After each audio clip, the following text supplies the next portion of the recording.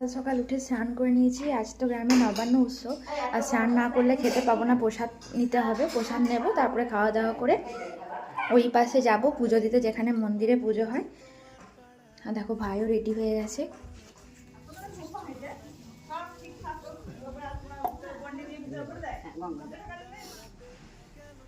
রান্নার জন্য সবজি কাটা হচ্ছে।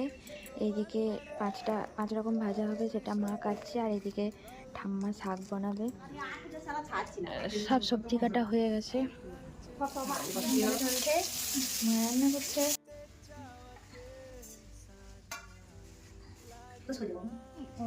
ফাইনালি আমি রেডি হয়ে গেছি, এই জামাটা পরলাম। আর ভাইকে দেখো কেমন লাগছে আমাদেরকে, বলো দুজনকে। আমরা যাচ্ছি পুজো দিতে। ওই ঠাম্মা আসছে। কি রোদ! সকাল সকাল স্নান করলে অতটা ঠান্ডা লাগে না। এটা হচ্ছে আমাদের গ্রামের অন্নপূর্ণা মন্দির, আর এখানে গান চলছিল, তাই ভয়ে সভা দিতে হলো। দেখো মন্দিরটা কি সুন্দর সাজিয়েছিল। দেখা হচ্ছে নেক্সট মিনি ব্লগে। টাটা।